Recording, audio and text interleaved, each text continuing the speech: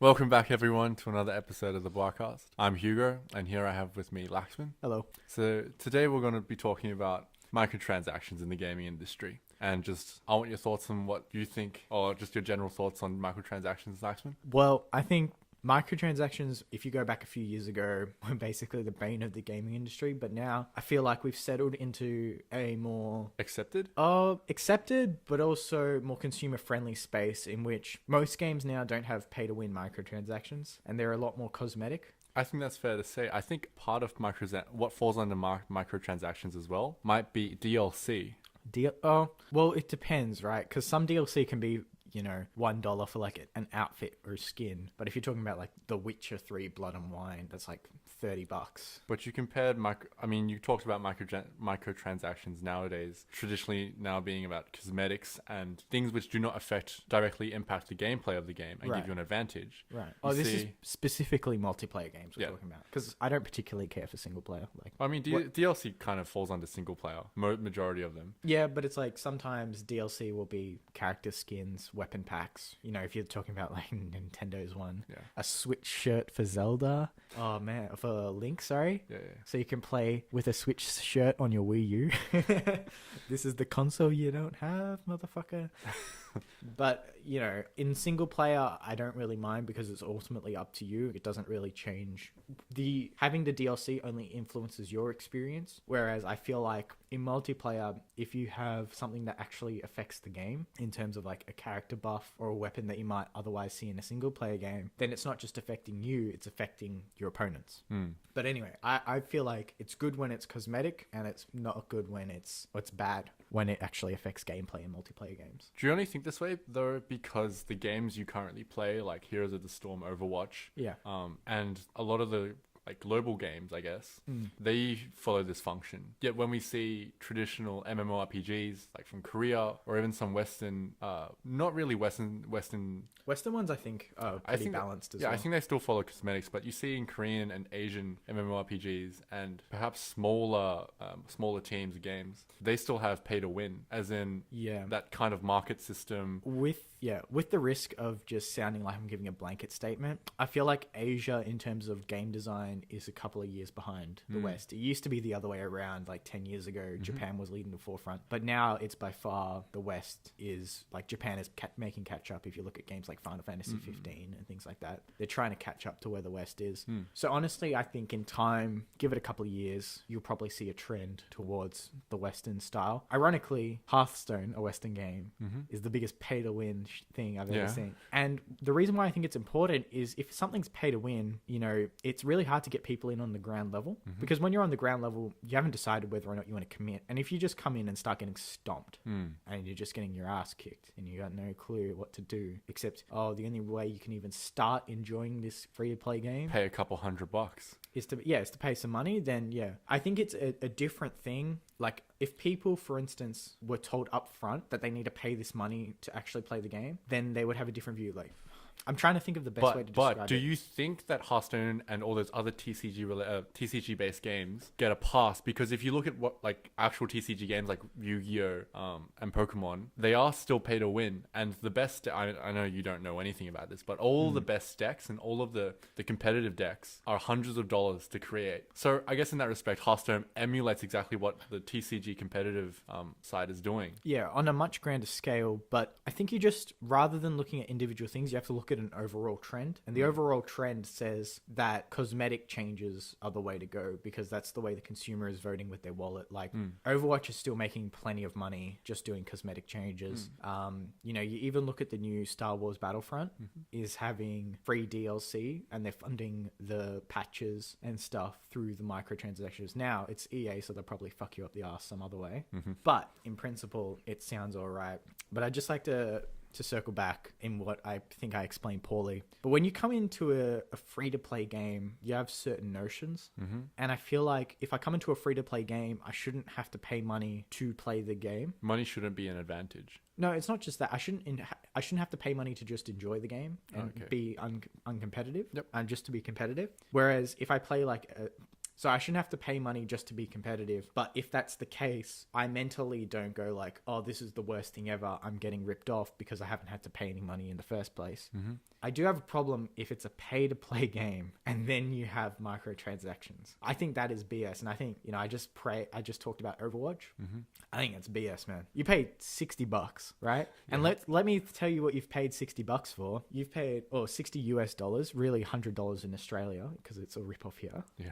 But you've paid that $100 for a few maps and about 15 heroes, and then you've paid $100 for the privilege of maybe unlocking future skins and little sprays that people put up for free on NeoGAF forums, right? Yeah. Like they're asking you to pay for such low quality content. No, you know what I mean? Yeah, I can agree with that. Like I look at most microtransactions, and with the exception of the skins, emotes, things like that, a lot of them are like sprays, stuff that you go, hey, did you just copy and paste this off Google Images?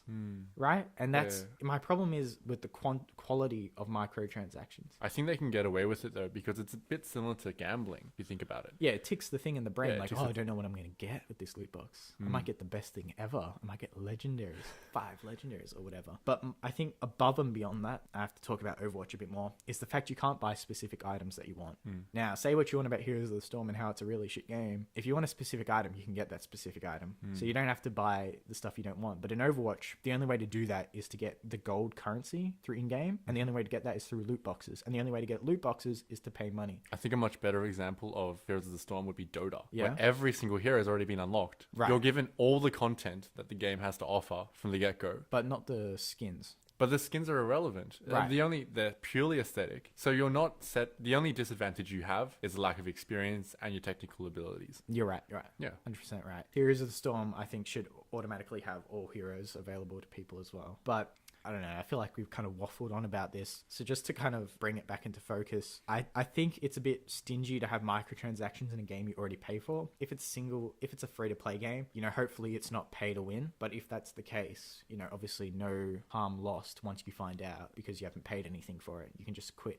But once you have a game where microtransactions are part of it, particularly that you've paid for, it cannot be pay to win. And those microtransactions need to actually account for some decent content. Also, you should be able to buy specifically, no matter whether it's pay to play or pay free to play, or you pay money before getting into the game, you should be able to specifically buy the item that you want, right? And this is where I think Overwatch is just, it's exploitive, right? That you can't actually buy the item you want unless you get the gold, which you can only get through the loot boxes, which you can only get through real money. Other than that, it's leveling. And then once you get to a certain point in leveling, you're getting... I think what they did implement in was the arcade games. So every 3 wins, you get a loot box, and you get up, 3 loot boxes after 9 wins. I think that might be the temporary solution. Well, I mean, not temporary. No, but the solution should be you can pay for gold currency in the game. And then with that currency, you can buy what you want. Yeah. Because I don't want to have, if I don't want to have... Because, it's not like I'm saying give it to me for free. I'm like, I'll pay you. Just I want to guarantee if I give my money that I'm getting a product that I want. And really, it's gambling, right? Yeah, That's what those loot boxes are. And it's exploitative. It's really just, I don't know. I just think it's very dishonest, or it lacks a certain moral or ethics behind it. And I think maybe that's something we can talk about later, like the way in which a lot of games now are turning towards this kind of gambling state, this gambling game design. Yeah, money grubbing, kind of trying to get as much money out of the players they can. Yeah, or even just to keep them playing longer. Anthem, I thought, looked fantastic at E3. But what was the thing? You kill a bunch of guys and you pick up that loot box. Yeah. Jara's Wrath, a legendary. Oh, yeah. With the worst fake voice acting of all time. And it's just, it's a trend that I really wish I didn't see in the gaming industry. Because, let's be honest, people are going to be getting addicted to this. This is really one of the reasons why games like Destiny constantly bring people back, is because of the sense of chance and not being able to. And I don't know. I've just gone way off topic. But I think it's something that needs to be addressed that people don't really talk about enough, is the way in which game companies are using gambling methods. Like, it should honestly get to a point now where it might need to be regulated. Because even though it's officially not gambling, it's using all the principles of gambling. So it's basically gambling, and gambling agencies have to abide by certain codes and ethics, whereas game companies don't. I think that's a very interesting point. Anyway, let's get back on topic with microtransactions. What do you think about games like Dota, though, where all of the where you have a marketplace. Yeah. So what do you think? I know it solves the solution of being able to buy what you want, but we see with it's already been closed down, but the CS:GO roulette, CS:GO skins, all of those sorts of things. Dota had the exact same thing as well. That betting. What do you see where that could lead? Ironically, even though it's been shut down. I honestly, CS:GO Lotto, I honestly don't mind it because it's so blatantly gambling. Like, it's literally called CS:GO Lotto. Like, these things weren't hiding. So the only problem you had between Overwatch and this is that it's kind of under the Overwatch has it under a veil, kind of. It's not even disguise. I don't even think Overwatch hides it. I just think people give it a pass because it's Overwatch. Right? Like, you've seen so many other games get killed for their microtransactions, and then you just see Overwatch like walking through it with some of the dirtiest business practices, and it's just fine. And I mean, I say all this shit, I'm still playing Overwatch daily. Like, it's not stopping me from playing the game, but I just think it's something worth pointing out. But anyway, back to your point on these kind of like black market trading of skins and things like that. Because those aren't microtransactions anymore. That's actually gone to... Right, but I think that's impossible for a game creator to regulate. And I think that happens in anything across any platform ever. Like, there's always a black market for something. As such, I feel like if you go into the black market, you got to be prepared. And if you choose to roll that dice, then whatever consequences happen, I mean, you chose to take the risk, right? Yep. So you can't really blame Valve or any form of creator or any developer because, you think of any industry is going to have these issues because people will always want to get around it. I don't understand because I see some of the stuff for CSGO, like thousands of dollars for something that isn't real. It's just bizarre. Anyway, one thing I wanted to talk about was, I spoke to, we had a chat about how at least the Western mainstream game space in terms of like PCs, consoles, has kind of stabilized into this more of a microtransactions are an aesthetic enhancer rather than a gameplay enhancer. And I like that as a medium, as a nice equilibrium, sorry. What do you think of the mobile space? And we touched on Hearthstone. Or mobile. Yeah, because mobile games. I mean, the biggest mobile game I can think of that everyone might have tried at some point is Clash of Clans. Right. So you'll have to take this one because I never played it. Oh, I barely played it as well. But to my knowledge, there are a lot of copycats of Clash of Clans which follow exactly the same principles in microtransactions, where you buy currency and you use that currency to refill energy, refill, your army, and pretty much drive every single aspect of the game with this currency. Right, so it blatantly enhances gameplay. Yet everyone is kind of fine with it. Yeah, here's the weird thing. I'm also fine with it. I know I just went off an Overwatch for it, but I'm also... Or maybe because I just don't care about it. I think part of it is mobile games aren't as big a thing as your PC games. So you kind of don't care nearly as much whether or not you win or lose. I don't take them seriously. Yeah, they're not competitive enough. Yeah, I suppose. But also I feel like I should have this sort of sense of self-righteousness. I think the biggest issue maybe that with mobile games is a lot of kids play them. And you hear horror stories of like parents having like things put to their card because their kid decided to like buy it. But I think that's just parental controls, honestly. And parents obviously knowing what their kid has installed on their own phone and the risks of that. But do you see any good examples of microtransactions on maybe in Pokemon Go, where you're paying money for the community? Yeah. So I mean, the items can benefit you. They do benefit you. I actually think you're onto something because I don't know about you, but I felt like I never had to buy anything in Pokemon Go. Yeah. And however, there are people who wanted to get ahead, and the thing is, when they got ahead, they brought everyone else up with them as well. Right, particularly with like the lures, and things like that. I think that's a great thing and a great concept in that playing certain Pokemon Go was perfectly designed such that if you didn't want to pay money and you didn't have this kind of rabid fanaticism about the game, like I think a lot of us really, you just sat back and enjoyed, and you didn't feel inhibited at all. No. But if you wanted to, microtransactions still existed. People still did buy them, and that obviously helped those people get ahead. But the microtransactions as well didn't just solely affect an individual. No. It gave them items that would affect the landscape as a whole, and that by extension affected free-to-play players as well. And not in a negative experience where it brought everyone else down. Because like in those MMORPGs, which clearly say, buy this weapon, it's a couple $100 gold, and then you'll be top of the game. Yeah, like you'll go up and everyone else will stay where they are. Exactly. This is like, you pay the money, you'll go up, and you'll probably bring some people up with you as well. Whoever's in the area. Yeah. One last thing. What do you think, we spoke about microtransactions, but we might as well touch on it, seeing as you talked about DLC. What do you think is acceptable DLC practices? Because I want to talk about, particularly my eyes set squarely on Nintendo at the moment. Oh, I find their DLCs quite dumb. I mean, it's that typical appealing to the fanboy and appealing to that fanaticism of wanting everything. Because even though they give a bit more a bit more gameplay, a bit more content, a large part of the DLC is just items, aesthetics. Right. It's not that I don't have a problem with that. It's that, let me just give you a rundown. Particularly, I'm going to talk about 2 games that Nintendo has released. You might have heard of one of them.